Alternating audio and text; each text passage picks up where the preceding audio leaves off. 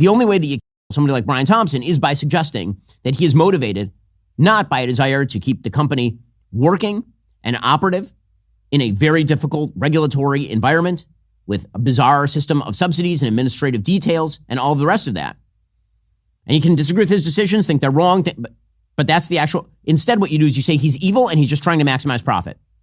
Once you start saying the evil profiteers are trying to harm Americans, like that's their goal. Their goal is to harm, and I'm telling you this is on both sides of the aisle. It is on the left predominantly, but there's a swath of people on the right. You sure about that?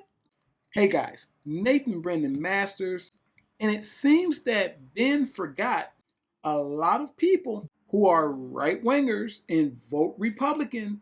A lot of those people are poor.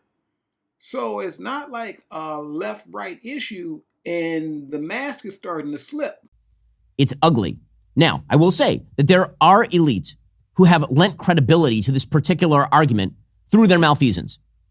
I think COVID had a lot to do with this. You had people like Anthony Fauci who were giving the platonic lies to the American public, lying for their own purposes in many cases. Anthony Fauci has absolutely nothing to do with this, and I'm finding this very odd coming from Ben Shapiro. Ben Shapiro used to be the facts don't care about your feelings guy. I used to love Ben Shapiro for that specifically. And now suddenly facts need to be molded around the feelings of certain people with specific ideologies.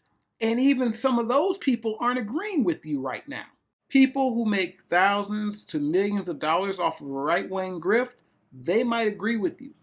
But normal people on both the right and the left are saying it's hard to be sympathetic when there are people who are paying into an insurance that's supposed to be there. The whole point is when I get sick or my family member gets sick or whoever's covered under the policy gets sick, you will take care of it.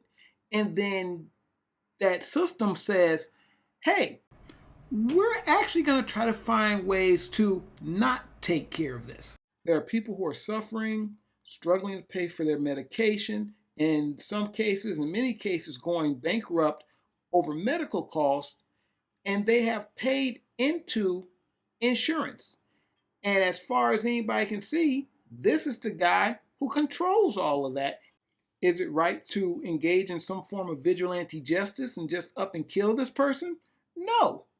Is it right for people to pay into a system where you promise that you'll take care of them if something goes wrong and God forbid they need medical help, and you promise to pay for that help because that's what they're paying into the system for, yet when it happens, you don't do that, particularly when they need it the most. And the doctor says, this person needs this, and then you decide they don't need it.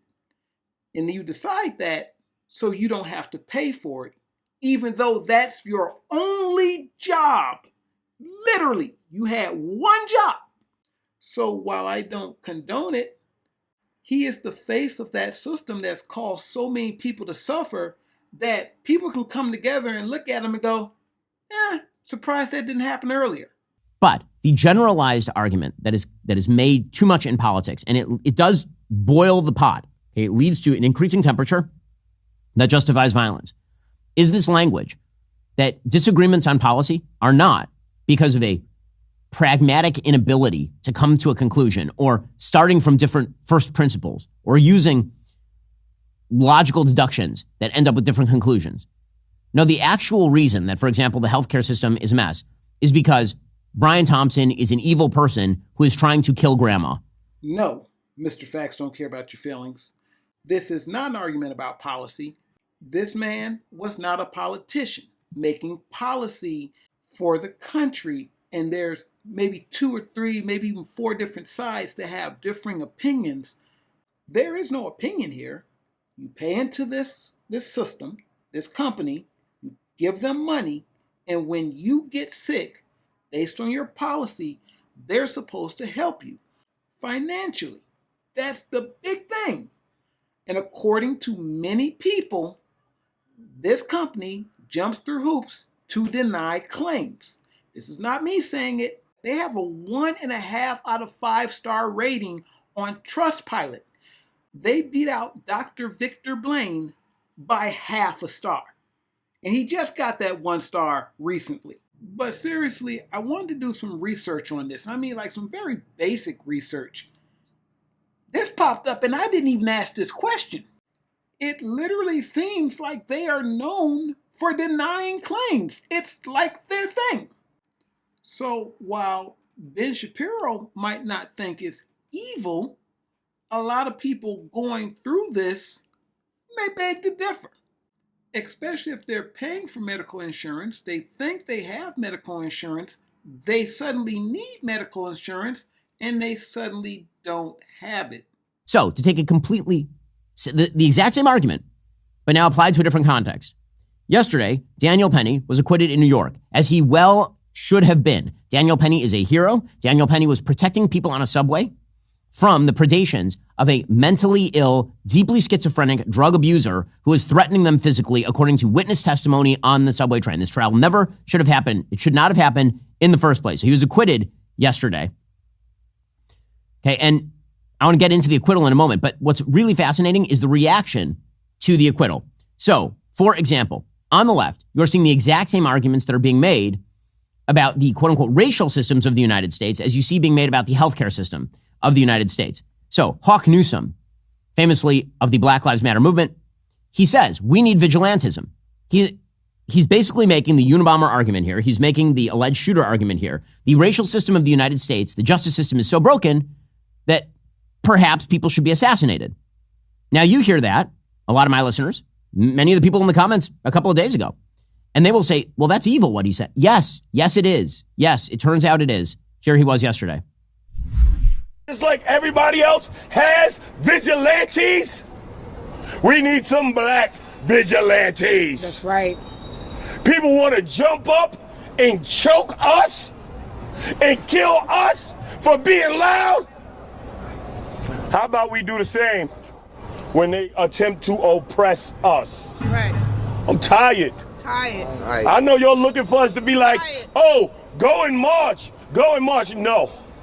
This weekend, I want you to hold a community event everywhere from the Bronx to Houston to Seattle to Florida. Black people hold community event and talk about what you need. Okay, again, he's calling for open vigilantism. Is he? Black people hold community event and talk about what you need. Straight up vigilantism. You see it on TV all the time. John Wick, Equalizer, they hold a lot of community events. That hardcore vigilantism is very clear that the guy made a statement that was maybe militant, but then he specifically stated the action he wanted to see done. Now, see, the difference between me and Ben is that I still believe facts don't care about your feelings. And the facts are what we just saw here. The man did not call for violence. And here's why that's also a bad example. If you ride public transit, you ain't mad at Daniel Penny. I ride public transit. I've been on public transit when people start wilding out. And it is scary. And I'm going to be very honest with you. Shit started getting wild, I'm going to do what I need to do to get back home alive. If I can do something, I'm going to do it. Now, I don't want to see nobody die, but I don't know what your issue is. I know you are on the public transit wilding, and I don't know what you're about to do. So if you seem like you're a threat, I'm going to make that move, whatever that move may be. People are not obligated to understand your mental issue if your mental issue may be a threat to them.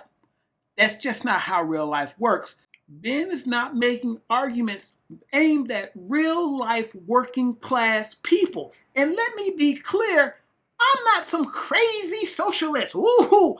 I'm a known capitalist. Art is a business for me.